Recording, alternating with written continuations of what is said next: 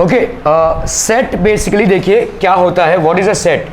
Set एक collection of objects होता है, ठीक है, जिस चीज़ का हम कलेक्शन कर सके, ठीक है। आपके दिमाग में क्या ख्याली पुलाव पक रहे हैं, इसका कलेक्शन कर सकते हैं हम क्या? नहीं, ठीक है। जैसे मैं अगर बोलूं कि let's say we use a special word, ठीक है, for each of the collection above in all of the, इसको हम बोलेंगे सेट। जैसे अ बंच ऑफ कीज, क्या ये एक सेट होगा? काव्या को तो मैंने एब्सेंट डाला, आई है क्या? ओके, नहीं उसने बोला एब्सेंट डालो उसका, तो मैंने डाल दिया, ठीक है। ओके, सो जैसे एक बंच ऑफ कीज है, क्या ये एक सेट होगा? ठीक है। अगर मैं बोलूँ जैसे ये एक बंच ऑफ कीज है, तो यहाँ पे एक येलो कलर का है, एक बड़ा सा की है, एक चूड़ी का की है, एक बाइक का की है, ऐसा है, तो is this a set? Is this a set people? It is a set, ठीक है। Bunch of keys will be a set, मतलब आप जिसको देख सकते हैं, गिन सकते हैं, ठीक है, that is called a set, ठीक है। The things that are going around in my mind, can I make a set out of it? No, ठीक है।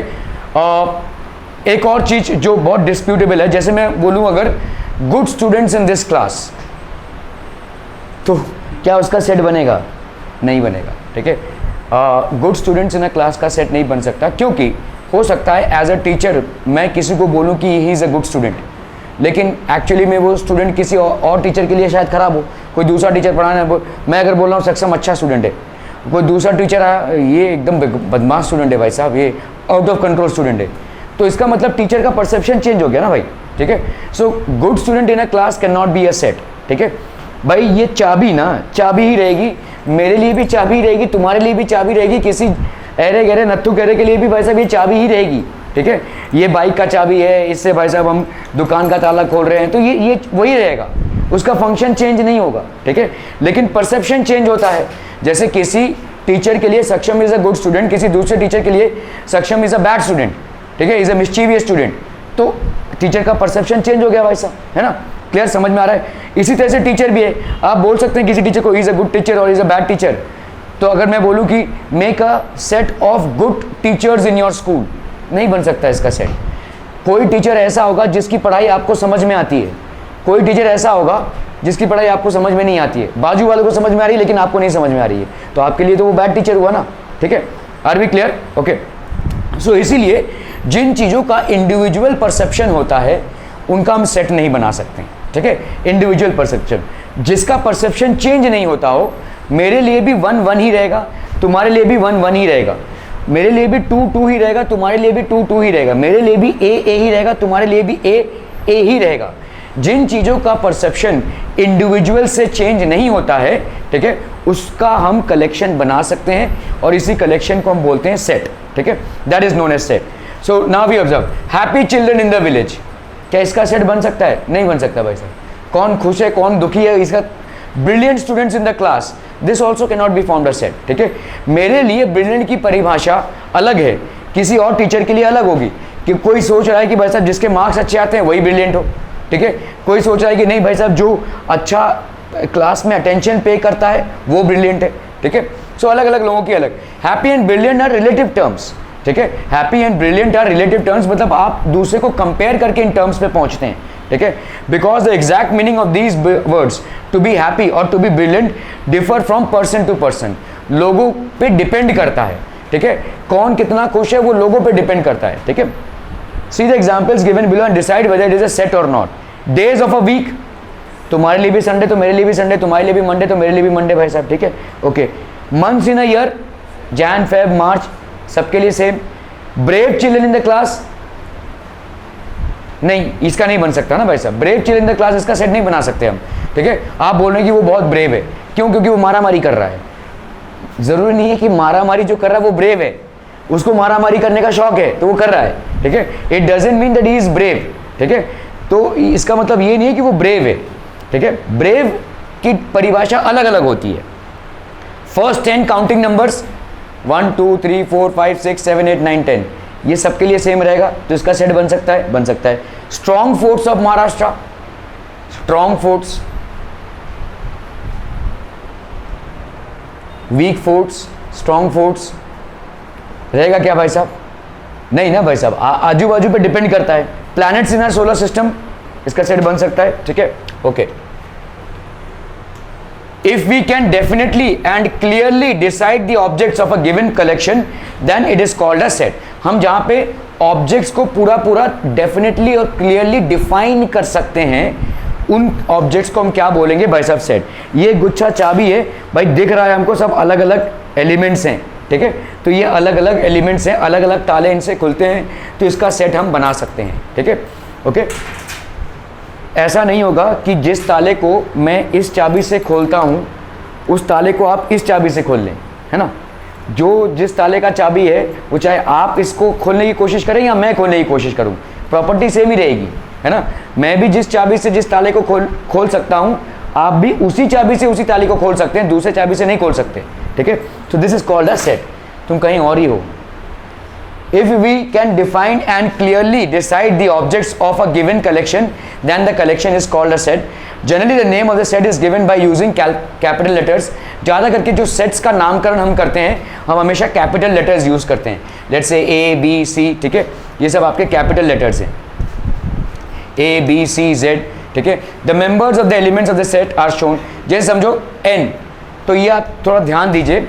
जितने भी नेचुरल नंबर्स हैं, मतलब 1, 2, 3 से लेकर भाई साहब इनफाइनाइट तक, ये हो जाएगा आपका natural number, that is n. Capital N से रिप्रेजेंट होता है. जितने भी होल नंबर्स है, होल नंबर्स कैसे होते हैं भाई साहब? 0, +1, +2 ऐसे जाता है, -1, -2 ऐसे जा रहा है, ठीक है. तो ये हो गया भाई साहब आपके होल नंबर्स का सेट, ठीक है. इसको हम W, कैपिटल W से रिप्रेजेंट करते हैं. इंटीजर, सॉरी, ये आपका हो गया भाई साहब इंटीजर्स. होल नंबर्स मतलब नेचुरल नंबर में 0 नहीं होता है, होल नंबर में 0 होता है. 0, 1, 2, 3, ये भाई साहब हो गया आपका होल नंबर्स. क्लियर है, ठीक है. सो नेचुरल नंबर्स हो गए. This is a set of natural numbers. याद रखिएगा भाई साहब, ये नेचुरल नंबर्स को हम कैपिटल N से डिनोट करते हैं. ये स्टार्ट होता है 1 से, इसका कोई एंड नहीं है. होल नंबर्स आपका स्टार्ट होता है 0 से, इसका कोई एंड नहीं है, ठीक है. इंटीजर्स आपका 0 बीच में होता है, इधर सब +1, +2, इधर सब -1, -2 is a set of integers. Q is a set of rational numbers, R is a set of real numbers. तो Q आपका सेट ऑफ रैशनल नंबर्स है, R is a set of real numbers. Clear है, clear है, clear है. Okay. अभी हम आते हैं भाई साहब कैसे हम सेट्स को लिखते हैं. There are 2 distinct methods of writing set, listing method और रोस्टर मेथड, ठीक है. जहां पे आपको एलिमेंट्स क्लियरली दिखते हो वहां पे हम बोलते हैं listing method. In this method we write all the elements of a set, ठीक है. तो आपका सेट भाई साहब कर्ली ब्रैकेट्स में होता है. All the elements of a set in curly bracket. Each of the elements is written only once and separated by commas. देखो 3, 5. एक चीज याद रखना, सेट में आप रिटन ओनली वंस, बहुत इंपॉर्टेंट है, ठीक है. जैसे 3 नहीं आएगा, 5 नहीं आएगा. सेट में एक एलिमेंट एक ही बार आएगा, रिपीट नहीं होगा, ठीक है. 3, 5, 7, 9 आपको दिख रहा है किस एलिमेंट से ये सेट बना हुआ है. 7, 3, 5, 9 कैसा भी लिखो, ठीक है, कैसा भी लिखो, ठीक है. Can be written as if an element comes more than once, it is customary to write that element only once. अगर कोई ऐसा सेट है जहां पे कोई एलिमेंट एक से ज्यादा बार आ रहा है, तो आप उसको एक ही बार लिखेंगे. You are only going to write it once, ठीक है. Okay. So the set of letters in this word is written as, जैसे कंसिडर, रिमेंबर. अभी आपको बोला है कि भाई साहब रिमेंबर वर्ड में से जितने भी लेटर्स हैं उनसे एक सेट बनाओ, ठीक है. तो आप देख रहे हो भाई साहब, आर आपने यूज किया, आर आपने यूज किया, ई आपने यूज किया, ई आपने यूज किया, एम आपने यूज किया, एम आपने यूज किया. फिर से आप ई को यूज नहीं करेंगे, ई आपने ऑलरेडी यूज कर लिया, you are not going to repeat, ठीक है. फिर से आप एम को भी यूज नहीं करेंगे, बी को यूज नहीं किया है तो बी को यूज करेंगे. फिर से ई आ रहा है, फिर से आप ई को नहीं लिखेंगे. फिर से आर आ रहा है, फिर से आप आर को नहीं लिखेंगे. मतलब सेट में कभी भी रेपिटेशन नहीं होगा. कोई दूसरा अल्फाबेट रहता तो आप लिखते थे, ठीक है. क्लियर है. सेट में रेपिटेशन नहीं होगा. ये हो गया आपका listing method. This is basically known as listing, जिसको बोलेंगे हम लिस्टिंग और roster method. This is known as listing और रोस्टर मेथड, ठीक है. अभी रूल मेथड क्या होता है, या सेट बिल्डर मेथड, ठीक है. जैसे आपका देखो यहाँ पे लिखा हुआ है A x such that x is equivalent to natural numbers, x is greater than 1 and x is less than 10, ठीक है. इसको हम भाई साहब बोलेंगे रूल नंबर मेथड. जैसे जैसे समझो, यहाँ पे मैं लिख रहा हूँ a इज इक्वल टू 1, 2, 3, 4, 5, 6 तक लिख रहा हूँ, ठीक है. ये हो गया तुम्हारा किस टाइप का मेथड, लिस्टिंग, लिस्टिंग मेथड. दूसरा नाम क्या है इसका, हाँ, रोस्टर. और लिस्टिंग मेथड, रोस्टर और लिस्टिंग मेथड, ठीक है। अभी आपको लिखना है इसको सेट बिल्डर मेथड में, सेट बिल्डर। सेट बिल्डर का दूसरा नाम क्या है? रूल मेथड, ठीक है, रूल मेथड। तो सेट बिल्डर फॉर्म में आपको इसको लिखना है। तो आप क्या लिखेंगे? A is equal to x such that x is equivalent to natural numbers, x such that x is equivalent to natural numbers, ठीक है। x is greater than equal to 1 less than equal to 6, समझ में आ रही है?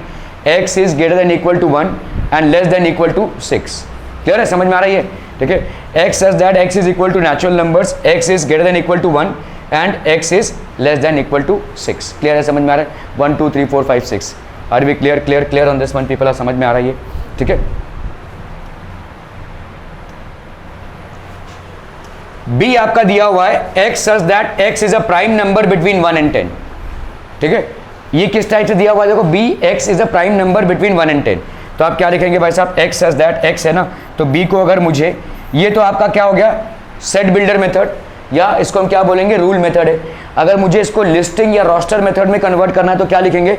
Prime number between 1 and 10। बताइए क्या क्या हो जाएंगे? 2 1 मिनट